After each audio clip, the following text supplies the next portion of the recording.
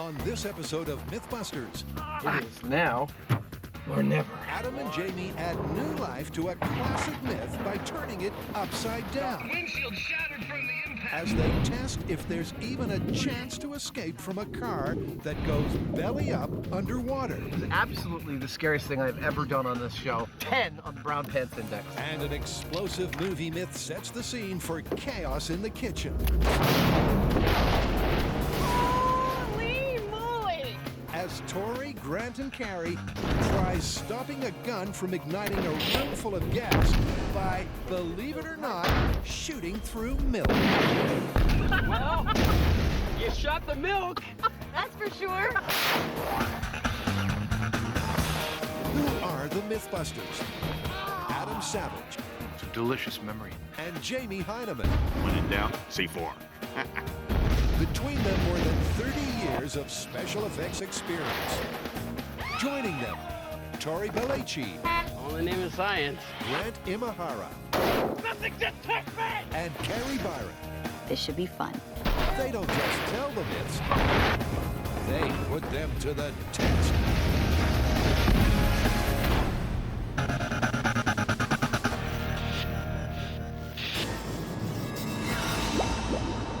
We got a problem. What's that? Well, you remember when we filmed the underwater car episode a few years ago? The one where you nearly died inside the car? Exactly. It turns out that we might not have gone far enough in our testing of that episode. We repeatedly had me escape from a car sinking like this, in this position, upright. When it turns out, we've heard from a lot of fans and professionals that most cars, when they go in the drink, actually don't sink like that. They actually do what's called turning turtle. They go all the way upside down and sink like that. And so what's the difference? Well, supposedly, it's far more disorienting and much more difficult to get out of an upside down car. And so you figure that the techniques you used the last time to get out of the car wouldn't work so well. Yeah, that's exactly what we've got to find out. Coming up to my ankles. The first time we tried, the results were clear-cut. If the water's just up to your ankles, it's easy to exit the car. But when it passes your knees, the pressure disparity between inside and out means you'll have to wait till the car fills with water. Then open the door and swim to safety. Woo! But those tests were done right side up.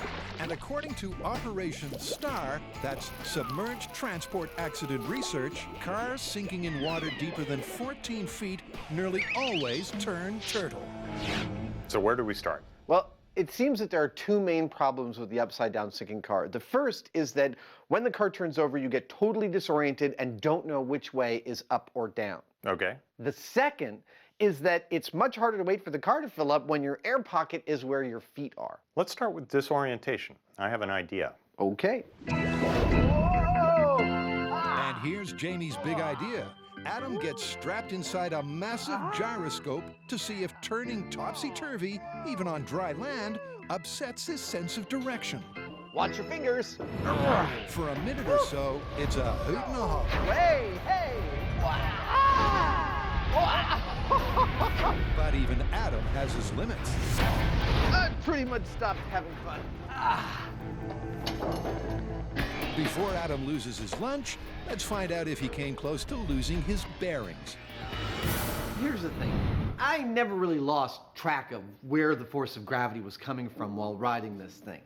And I wasn't inclined to close my eyes because, like you, I'm not interested in being covered with my own vomit. But this myth, luckily, isn't about detecting gravity in air, even in something as disorienting as this human gyroscope. It's about detecting it in water, and underwater, it's a whole different ballgame.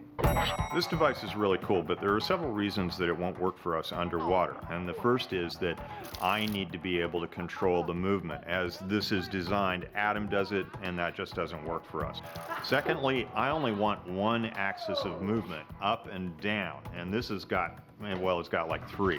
Okay. Thirdly, Adam needs to be able to get out of here in a hurry. So I'm going to take care of all of these things and build my own. So this is Jamie's Wheel of Misfortune, a man-sized hamster tumbler that's purpose-built to not only disorient Adam, but to work underwater. This is it. Adam will come and stand here like so, and I'll rotate him around and around, and when I stop, he can just freely come out like this and he'll swim off in whatever direction he thinks is up. It's a straightforward plan that needs just one more thing, H2O, and plenty of it. Okay, off to the pool. They'll need at least 8 feet of water, and this dive school's got 10 in the deep end. Let me explain how this thing's gonna break down. Jamie and I will walk the disorientation rig into the pool and set it on the bottom. Once it's in place, Jamie will position himself next to the rig in full scuba gear, and I will swim down to it. Put my feet on the paddles, put my hands in the handles, and put on a pair of blindfold goggles that completely negate my ability to see. When I'm ready, Jamie will begin spinning, spinning, spinning. I'll have no idea which direction I'll end up in, but when he stops, he'll tap the rig twice, and I will swim whichever direction I think is up. And if your car crashes at night, hence the blindfold, that could be a whole lot harder than it sounds. You know when you're hanging upside down on the monkey bars and the blood rushes to your head, you feel that pressure? I didn't expect this, but I can feel that pressure underwater too. After 30 seconds of blindfolded spinning, Jamie sets Adam adrift. And without hesitation, he heads straight for the surface. In the name of due diligence, they try it again. And again. With exactly the same result. Ha! Found up again! You're 3 for 3, huh? I am. I think it's your turn to try this rig out. I'm game. All right, let's do it. Adam's efforts are a kick in the teeth for the myth. So let's see if Jamie's internal compass survives the big spin. He'll also do it 3 times over. We came here to find out if it was possible to lose your sense of direction underwater. And based on our testing, my feeling is that while there are a lot of cues to tell you which way is up, it's really quite easy to get distracted. That last escape left Jamie geographically embarrassed. So the concept of losing your way upside down now looks like it might hold water. So what do you think? I think it's all about presence of mind, because on one of the tests, I was having problems with my sinuses and I got a little distracted. And for just a moment, when you stopped the rotation, I had no idea which way was up. So you think given all the distractions of a car accident, your car going into the drink, that there really might be something to this? Yeah, I mean, you're in shock, and given a lack of any prominent cues, I don't think you'd have any way to tell. That puts confirming the myth right back in play. But it's also Adam's too easy exit that gives him pause for thought. That tells me something significant. It says that in the interest of eliminating variables, we might have actually created too sterile a testing procedure. That tells me we need one that's less sterile. We need one that's dirtier. We need to do this in a real car. Now to a myth that pits milk against methane, with a gun in between. All right, we got an explosive myth this time. Great. This one comes from the movie Kiss the Girls. Cop faces off with the bad guy in a kitchen full of gas from the stove. And the cop wants to shoot the bad guy, but the bad guy reminds him, if you shoot me, the muzzle flash from your gun will ignite the gas, blowing up the kitchen and killing them both. The bad guy's already snapped the gas light, and he's holding a cigarette lighter. The cop needs to shoot him, but he thinks that the flash from the gun might also ignite the methane. So he shoots. Success through the milk. But can shooting through liquid really stop the muzzle flash from igniting the gas? All right, so what's the plan? May I suggest we simply go for it? I mean, build a kitchen, fill it full of gas, shoot the gun from the movie, once into milk and once not. That's great, and then we'll see if it does, in fact, ignite the gas and blow up the kitchen. So to test the myth that a milk carton will prevent a gun's muzzle flash from igniting a room full of methane, we need to blow up a kitchen. But since none of us are willing to volunteer our own personal kitchens, we need to build one. Now, we're going to be filling this kitchen up with methane gas. We don't really know how big of an explosion we're going to get when we ignite the gas. So we're building the kitchen out of plywood and 2x4s. That way we don't have any metal shrapnel. But most importantly, one of the walls is going to be made out of a breakaway plexiglass. So that way we can see what's going on inside the kitchen, and when the gases are ignited, that wall will pop off, releasing that pressure wave so we don't get a huge explosion. But even a mid-range explosion might just smash the windows and singe the neighbors. So the kit kitchen is flat-packed and delivered, some assembly required, to the local bomb range. Sometimes the best order procedure is to just go for it. I mean, find out if we have any merit to the myth at all. Just straight out to the bomb range, recreate the circumstances, and blow the thing up. Custom-made cabinets. Time to hang them. To properly restage this movie myth, they'll need more than 4 walls and a roof.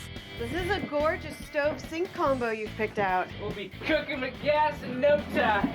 With lines like that, you'll need some top-notch actors. And here's our leading man. Come on, it's time to go to work. It's hard to believe, but this sack of bones is our Morgan Freeman. I know, I feel this way every morning too. As for Buster, well, he's been typecast again. Okay, handcuffs, just like the guy in the movie. See that? Looked like I knew what I was doing.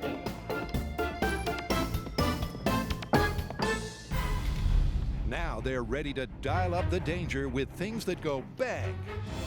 The gun and the gas. All right, get ready for a big boom.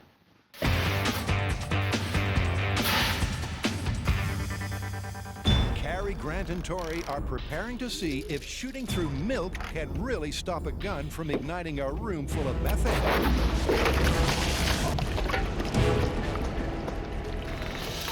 Now, in the movie, the gas line attached to the stove breaks, so we know it's natural gas. Now, natural gas is about 85% methane gas, which is very flammable. But there's a twist. It's only flammable in certain concentrations. Too little methane means not enough fuel for the fire. But add too much methane, and there's not enough oxygen molecules to sustain combustion. The numerical balance of different substances to cause a reaction is called stoichiometry. And Grant's done his homework. So we know that the perfect stoichiometric ratio of methane in air is 5 to 15%.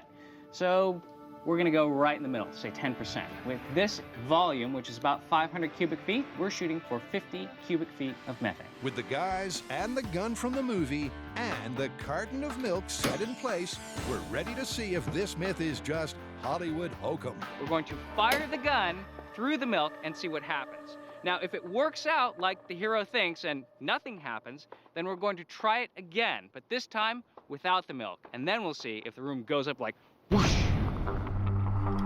To get the right balance of methane to air, they turn on the gas for just 90 seconds. All right, filling up the kitchen with methane gas. 1.5 minutes. So here's how it stands. If the kitchen explodes, it's an instant and absolute myth busted. All right, this is methane gas with gun and milk. In 3, 2, 1. Well, you shot the milk. That's for sure.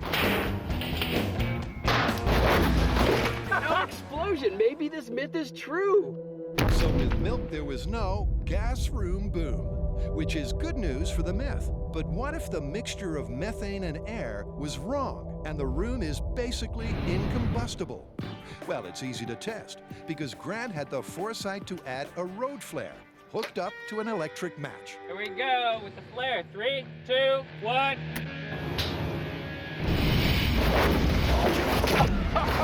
Hey, we got something. We got ignition.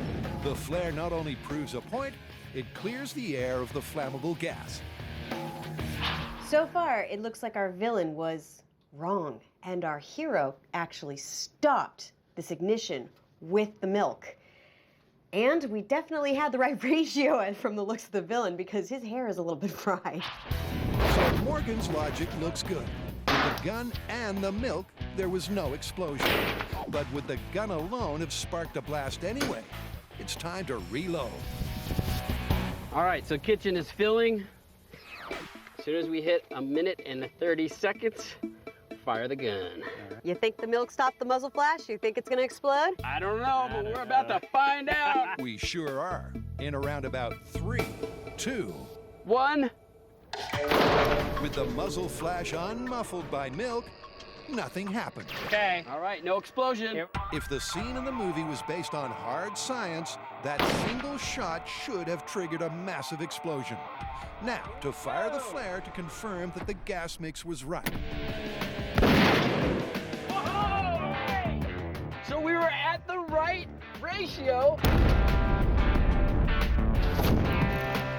Yet the bullet did not ignite the methane gas. Which means the milk did not stop the muzzle flash from lighting the methane gas.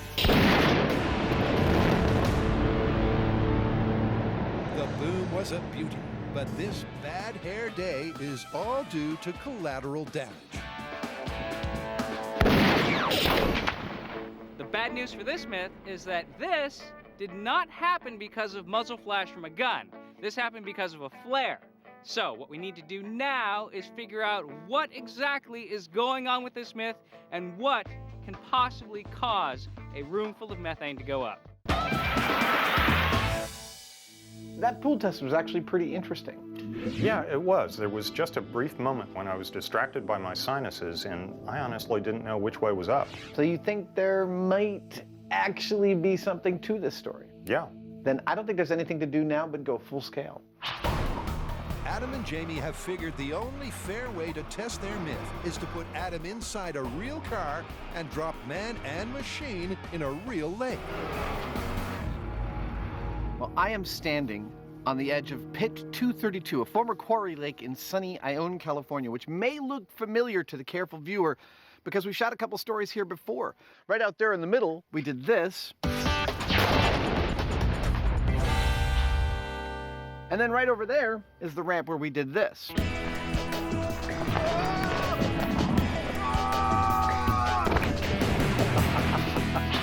Now, we are about to do this.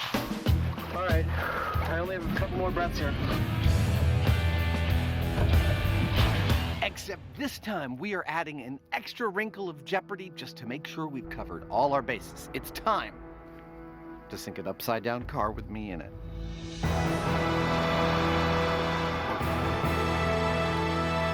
Let's face it, a car like this could only benefit from being dropped in a lake. Time will tell if the same holds true for Adam. That's perfect. We can lower it down. In the interests of relative safety and good science, they won't launch the car, Dukes of Hazzard style, off a ramp and into the drink.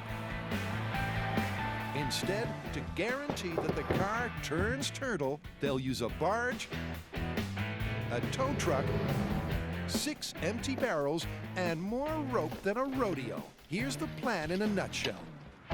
Okay, so we're gonna tie a rope to the back bumper of our test car on a barge in the middle of the lake.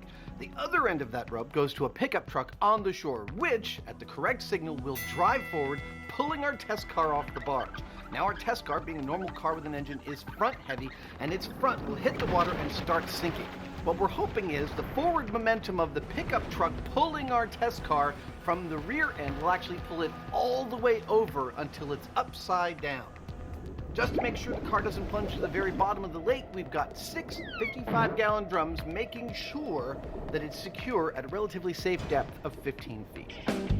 It's as risky a stunt as they've ever attempted, so Jamie's understandably fussing the detail. Given that this is a one-shot deal, we're going to weld guide rails onto this barge so we know for sure that the car enters the water the way it's supposed to. Remember, Adam's inside this thing, and so if it goes off the barge cockeyed or anything goes wrong, it might not be pretty.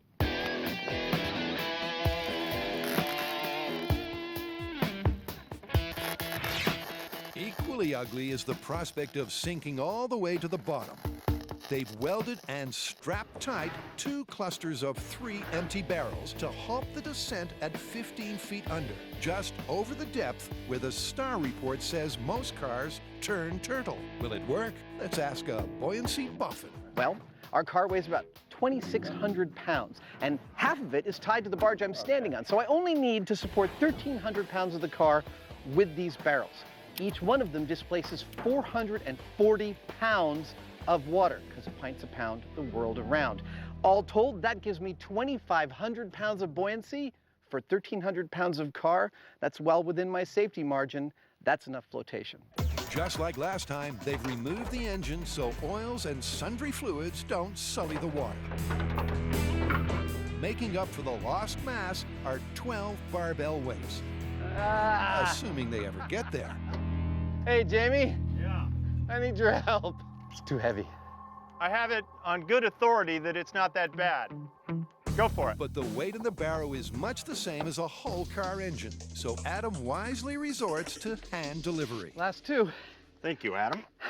That's the last of the heavy lifting, and it's time for the SS Poseidon to push off. Bet if you could see that Jamie's brain right now, he's reminiscing about being a barge driver on the Erie Canal, back when it first opened. The barge drifts into place at a spot where the water is 50 feet deep. Adam's next job is to secure those flotation barrels to the car. Now it's time to attach the lifeline, my safety system. The 4 ropes that will suspend this car upside down exactly 15 feet below the surface of the water. There's a lot of moving parts to this one. So let's hope this isn't a bad omen. They've loaded the barrels in front of the car instead of behind it. Gotta figure out how to get the barrels to the back of this barge, and it's too heavy for me to carry, so I got a solution. I'll take him for a walk.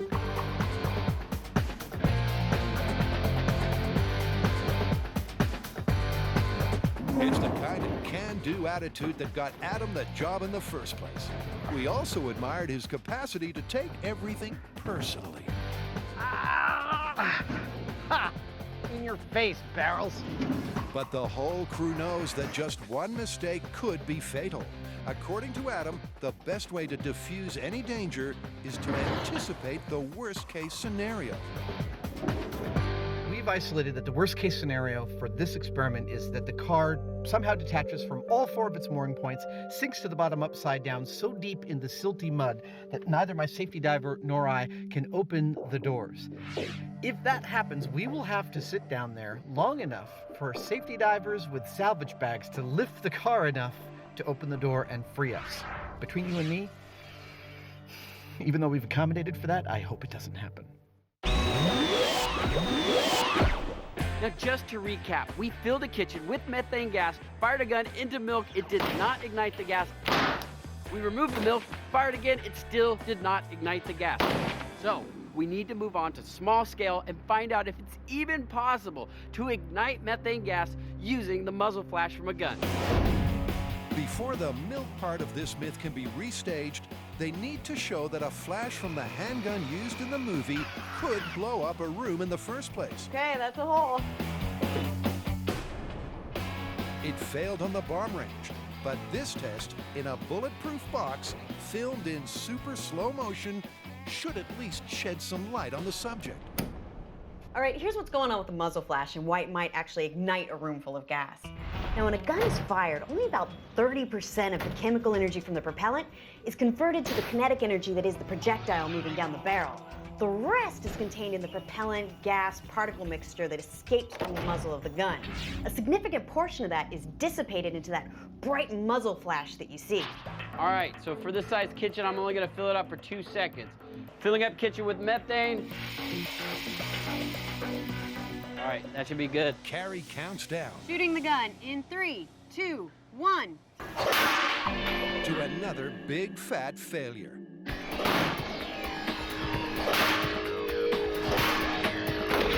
It takes a keen eye to even spot the muzzle flash. All right, so the gun fires, and if you look here, there is 1 frame of muzzle flash. Yeah, that's only a quarter of a millisecond. And that's not nearly enough ignition energy to spark a kitchen inferno. Maybe it's time to upgrade the sidearm. I want to know if a gun can ignite the gas. Do you think another gun could do this? Maybe a hotter load. Yeah, hotter load, bigger muzzle flash, sure. That might work. Let's try it. A hot load means more powder in the cartridge, but there's also a very good reason to switch guns. We're having no luck igniting our gas with the gun that the hero carried around in the movie. But there's a little Hollywood mistake here. Though the hero was carrying a Sig Sauer throughout the entire movie, the villain said he was holding a Glock. So that's what we're testing next. And just for good measure, we're using a hotter load. The hot load is called a plus P. So let's see if a new round and the right gun can get the job done. Okay, loaded. All right, we're hot. All right. You guys ready? Here we go. In 3, 2, 1. Again, no explosion. So Carrie burns off the gas with an electric match. Now it's back to the high speed to check what was way too quick for the naked eye. Wow, look at how much bigger the muzzle flash is. Yeah, but we still didn't get ignition. So it's not looking so good for the movie myth. But I really do want to see a gun light the gas. I think we're gonna need a bigger gun. And possibly an even hotter load. And this being Mythbusters, we do have some options. We're going big. Really big. 44 Magnum big. As we found in Adam and Jamie's Myth Handgun Horror, the flash comes not only out of the muzzle, but here, where the cylinder is. When you need significant muzzle flash, this is what you call on. It stands to reason that this round in this gun should spark the biggest flash so far. And right now, it's all about igniting the gas. Now, shooting one of those guns is like shooting a mini cannon. There is so much power there, so that means there's a lot more powder, which could potentially give us a bigger flame lasting longer. All right, guns loaded and cocked. Of course, if this fails, well, might be time to have a stern word with the screenwriter. Okay, ready. Shooting in 3, 2, 1. Dang! No ignition. Man, that was a big muzzle flash. All right, let's go check out the high speed. Yeah. Good thinking. There's nothing like watching your failures in super slow motion. Even with the larger load, which has more powder, we're still not able to ignite the methane. So I think we've moved past the movie myth at this point. I think we need the essence of this myth, which is that a gun can light a room full of gas and that milk can stop it. So where do we go? The myth is busted. Not even the 44 Magnum could spark the methane. But the team still has high hopes of a gunshot exploding a room full of gas. If they manage to do that, they're right back on track to see if a carton of ordinary milk can prevent a catastrophe.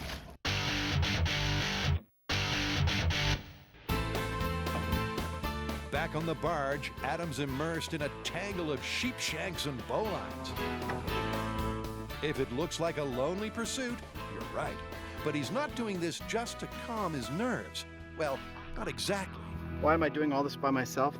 Well, to me, it's axiomatic. If your life depends upon the rigging, do your rigging. While I'm sitting there waiting for this car to drop over the edge, I'm gonna be going through the rigging in my mind about 100 times.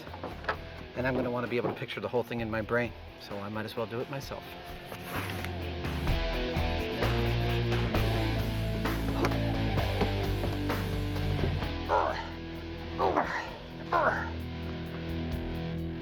That knot right there is going to pull this car to its final resting place. But hopefully not me. The other end of that big yellow rope is tied onto the back of the tow truck.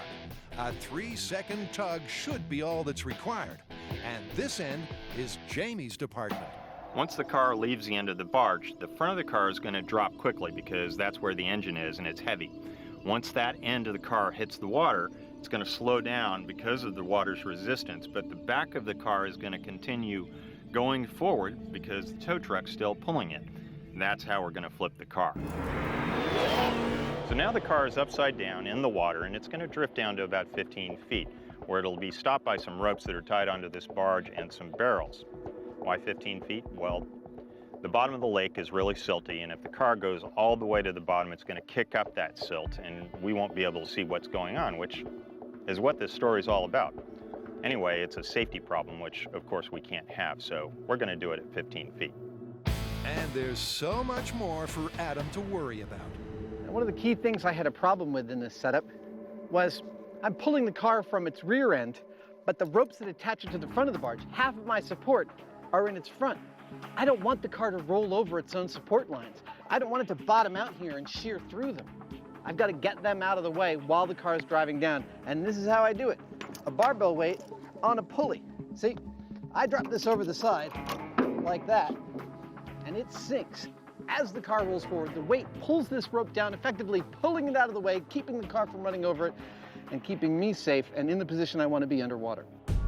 Whatever his position after the no airbag impact, Adam knows it will be a rough landing.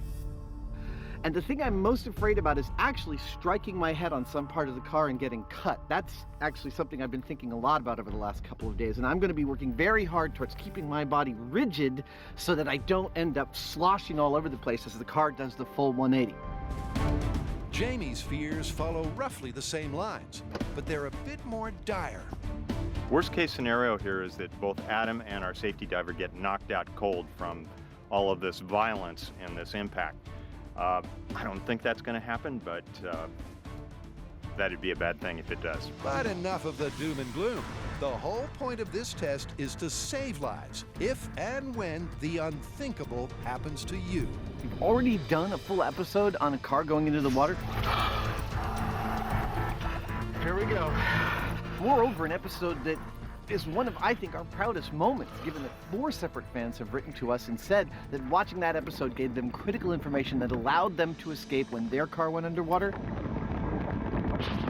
Well, it's because of Turning Turtle. It's because fans wrote to us and said that most cars going in the water turn completely over. And even though we've sunk a car in the water a dozen times, we wanted to know what happens when that car goes completely upside down. Do you become so disoriented that it becomes much harder to escape? And how then do you escape? That's what we're going to answer with this setup. If the myth is correct and escape is impossible, emergency air supplies are fitted fore and aft. That's good. All right, I'm going to turn this off for right now. Yeah. Remember to turn it on. I will. Okay. I think we're pretty much ready to go. I don't think that's going anywhere. I don't think so. Except into the water with you.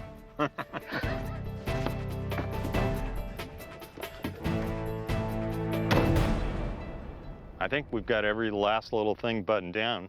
Are you ready to go swimming? Yeah, I can't think of any reason why we can't just go for it. Will you hand this to me when I come up? You got it. See you on the surface.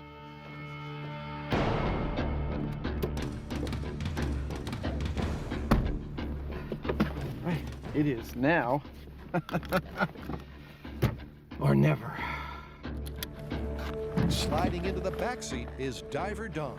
If things really go badly, he's there to save Adam's life. This is meant to be much harder than when he was right side up.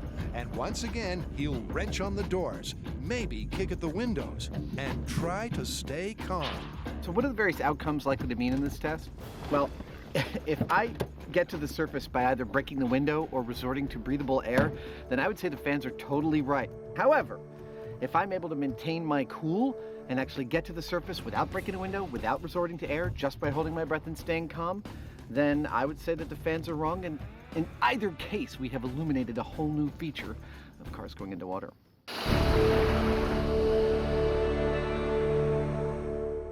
3, 2, In the myth of the gas room boom, pure methane has proved, well, let's say uncooperative. Okay, methane's not exploding, but that's a good thing because it's in people's houses. I don't think this myth is actually going to get anywhere unless we move on to a more explosive gas. What about hydrogen? It's got a lower ignition energy than methane, 1/15, and its flammability range in air is 5 to 75%.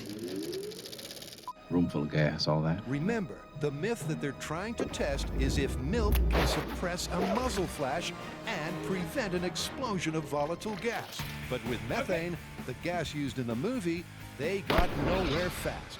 So now, they've changed up to hydrogen. Now in these next tests, we're going to use the same guns, the 9mm Glock and the 9mm Sig Sauer, plus the .44 Magnum. The only thing that's going to change this time is the gas. We're using hydrogen. It's more flammable, so hopefully one of these will get that gas to ignite. Starting off with a Sig Sauer, they're trying to find the perfect gun and round combination. All right, we're locked and loaded. To ignite the gas without milk, and then add the milk to see if it stops the explosion. All right, filling the tank. Okay, you fire, and then I'm gonna flame if it doesn't ignite. Here we go. In 3, 2, 1. Oh my gosh, it just ignited the gas. I don't know. I saw some sparks, but it's hard to tell. I can't tell. I think we need to check the high speed. Always a good plan, as Tori's wishful thinking comes to nothing. The gun went off, the gas didn't. Even with the more flammable gas, it still was not enough to be ignited by the muzzle flash. Hey, we're just starting. We got another gun. All right. So next up is the gun they said they used in the movie, but actually didn't. The Glock 17. All right, so we are about to fire a high-velocity round out of a Glock into the hydrogen. Now, we saw when we fired it into the methane that the higher velocity round had a bigger muzzle flash, but I still don't think it's gonna be enough to ignite that hydrogen gas. If Tori's right, this myth might soon die with a whimper, not a bang. Grant agrees, and he's worked up a theory. What I think is happening is there's a pressure wave that's pushing all the gas out of the way, and the part that might ignite it is never meeting the gas. So, you know what? I think this is never gonna happen. But you know what they say about famous last words. Fudge.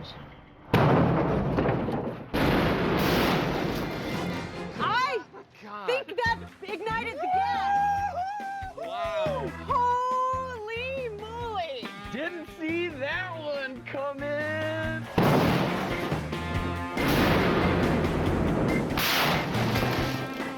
Oh my gosh, this myth Okay. is looking very plausible. I guess I was wrong. There's no doubt that was a blast and a half. The tank is in pieces, and so is the high-speed camera. There is a lot of energy A lot. right there. But did you see? That is incredible. The gas was ignited from the muzzle flash. That's the gun that the villain said he used in the movie. That's right. We All just right. blew apart this box, which was made out of bulletproof glass. I was starting to think that it was busted, but now I'm sort of changing my tune. Well, that This is if you're cooking with hydrogen. All I know is when Carrie pulled the trigger, the blast was so large that I was stunned. I didn't know what to say. I was just sort of sitting there blinking like, ugh. So they finally nailed the right bullet, the gun, and the gas. But it still bodes no good for that key scene from Kiss the Girls. Well, it's busted as far as the movie goes because nobody's cooking with hydrogen. But the question is, if the essence of this myth is gun igniting gas, can milk stop that? Maybe we should clean up, reset, and try some milk. We definitely have to take this full scale. But filling a full-sized room would take 75 times more hydrogen than they used in the small tank. And that's way too dangerous, even for us. So the boys have gone mid-scale. Not too big, not too small, and not too shabby. Check it out, Carrie. We made you a dollhouse. Oh my gosh. That we're gonna fill up with hydrogen and blow up. Oh my gosh, I want to keep this. That's adorable. She can, but it won't be in mint condition. This is way more volatile than the methane. The H in H-bomb stands for hydrogen. The next step is to stick our Glock inside of our small-scale kitchen. Then we're going to fill it with the right explosive ratio of hydrogen, put milk in front of the muzzle, and fire. Now, if the milk actually does stop the muzzle flash from igniting the little kitchen, we have a backup Glock because we know it can actually do it with muzzle flash. That's a lot more exciting than a candle. In effect, the second Glock now takes the place of the road flare. They raise both guns towards the roof, just in case the ultralight hydrogen settles at the top. While Carrie rolls out the remote trigger cords, Tori and Grant install the see-through roof and the front wall. And after ensuring a nice tight seal, Filling the kitchen now. Here we go. Tori counts up to 60, which should fill the room with 6 cubic feet of gas, enough to blow it to pieces. That's assuming the milk muffler doesn't work. This one's for all the marbles. All right, kitchen's filled with hydrogen for a minute. We're ready to go. In 3, 2, 1. There's no need to shoot twice. Even with milk at the end of the barrel, the flash from the gun made the room go boom. Busted! Busted! So it looks like the milk is not enough to stop the muzzle flash from igniting the hydrogen. They've not only busted the myth from the movie, but also smashed the idea of milk stopping a blast in a room that's been properly primed. I was certain that this was not going to cause the gas to go off, but I was wrong. We blew this kitchen apart. Yeah, there's shrapnel 25 feet back. Yeah, there is milk everywhere. Clearly, milk is not going to be the thing that stops the explosion. Well, it sure doesn't work with hydrogen. As for the methane, it never exploded at all. So Morgan had no cause to fret in the first place. Sure, he had the right idea if they were cooking with hydrogen gas. I mean, we had to go to a gas with such a low ignition energy that it's ridiculous. We're busted on so many levels. In the meantime, remember, it's very uncool to mess with methane or to waste milk.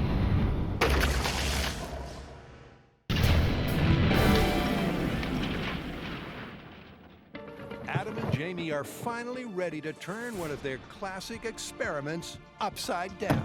My goal here is to go underwater, turn turtle, and get back to the surface without either breaking a window or resorting to breathable air. Staying calm, maintaining my cool, rescuing myself. Previous tests show that Adam will have to wait till the car fills with water. When the pressure inside equalizes with the outside, he should be able to open the door. I survived! Woo! But can he stay calm enough, long enough, to make his escape when the car's belly up? Mike, go ahead and start your engine. We're about to find out. In 3, 2, 1, go!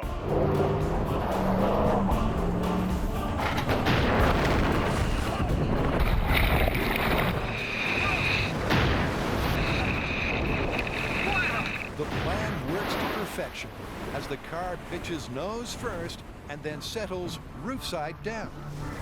Adam's initial fears are unfounded. Both he and Don are so far uninjured. Oh, all right, the car's filling up. Whoa, it's definitely totally upside down. All our safety procedures are working great. It's slowly filling up. I'm definitely not going to try for the driver's side door. I'm going to try for the passenger door.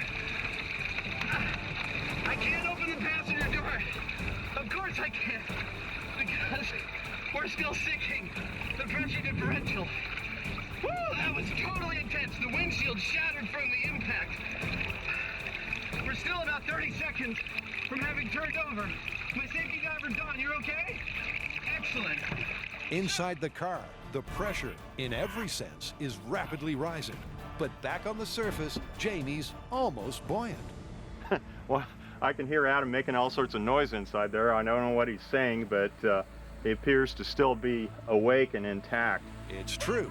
Right now, Adam's unhurt, unfazed, and surprisingly chatty. Waiting for the car to fill up so that I can open this door and escape. Right now, I can actually see out the back window. I can see daylight, which is really pretty tantalizing, honestly. It's crucial that Adam stays calm, especially as a massive curveball is coming his way. The upside-down car suddenly twists right side up. Oh, the car's turned over again. All right, and it might turn over again once we get down because of the lines we've got on it. I'm gonna try and open it with all my might. Ah! No. Okay. Stay calm. Wow, the windshield is totally spraying water out at me. Woo! Dude, I did not expect this. With each passing second, the car fills with water. But Adam does at least manage to stay with the last pocket of air. Let me see if I can open this door. No. I have no access to any doors in this. I have to wait until this car settles down. It is taking a long time to sink. To Adam, it's taking forever. But in fact, it's only 60 seconds since the car hit the water. But things are about to accelerate. Okay, there's a lot to get caught up in this car, and my visibility's about to disappear. Here we go.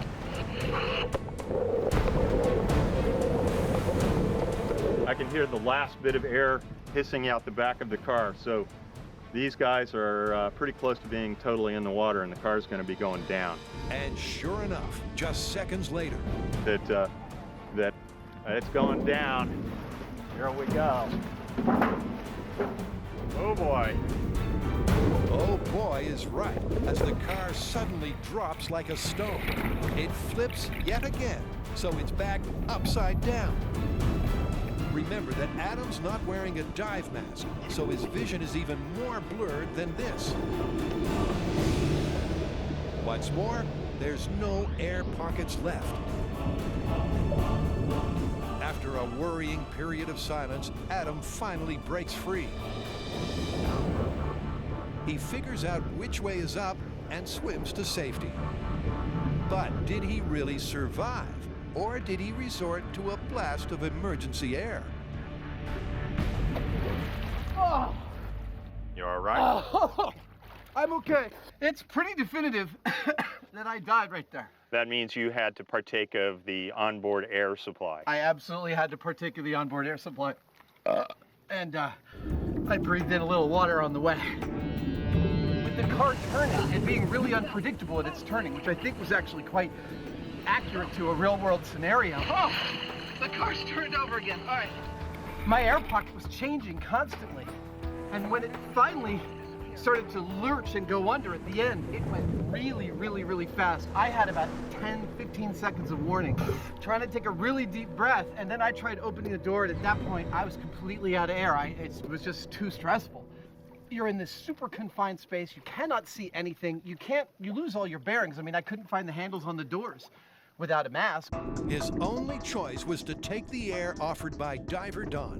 And Don had his own problems. My safety diver was actually pinned in his seatbelt and had to use a knife to actually cut himself free. The whole time I was underwater breathing air, I couldn't tell you what part of the car I was in or what direction was up or down. The disorientation was complete. They both lived to tell the tale, but Adam only got out with the help of canned air. So the myth that it's next to impossible to escape when the car turns turtle is confirmed. I was never so grateful to break the surface. And while I'm really glad I did that, I have no desire to ever do that again. It was absolutely the scariest thing I've ever done on this show. Full stop, bar none, 10 on the Brown Pants Index.